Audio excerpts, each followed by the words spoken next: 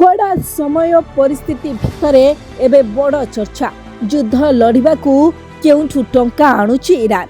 हाँ, ईरान वर्तमान विभिन्न मोर्चा रे संघर्ष करुछि। गोटे पटे अमेरिका एवं इज्राएल भली शक्तिशाली देश सहित उत्तेजना एवं युद्ध भली परिस्थिति रही।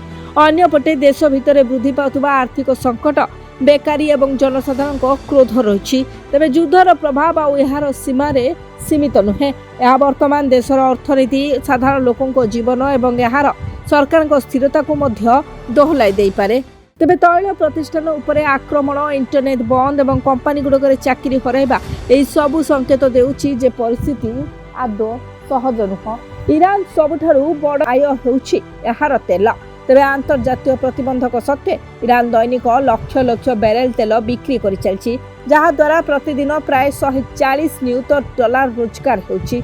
युद्ध सत्वे तेल वाणिज्य संपूर्ण बंद होई नाही। चीन एवं ईरान अधिकांश तेल किणुछि। प्राय 90% तेल चीन को जाए। चीन छोट रिफाइनरी गुड़िक सस्ता मूल्य रे तेल किणती। तेबे केतेक समय तेल मध्य चोरा चालान हुए कि अन्य देश देई पठा जाए, जहाँफल ईरान लाभवान हुए और चीन सस्ता तेल पाए। ईरान प्रतिबंधक को एड़ाइबा पई अनन्य पद्धति ग्रहण करिछि, जोथरे अन्य देश देई तेल पठाइबा, जहाजर परिचय लुचाइबा और एक भूत नौबाहन व्यवहार करने अंतर्भुक्त।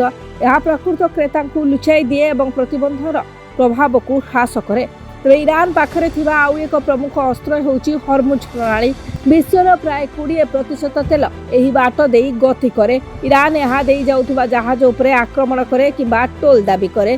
तेज प्रति जहाज पाई 2 नियुत डॉलर पर्यंत आदाय करा जाउछि। ईरान ए रास्ता को आयर एक उत्स रे परिणत मध्य करुछि। तेज ईरान केवल बाह्य नुहे बरं आभ्यंतरीण भाव में निजर नियंत्रण को कड़ाकड़ी करुछि। Bureau report, Birja news.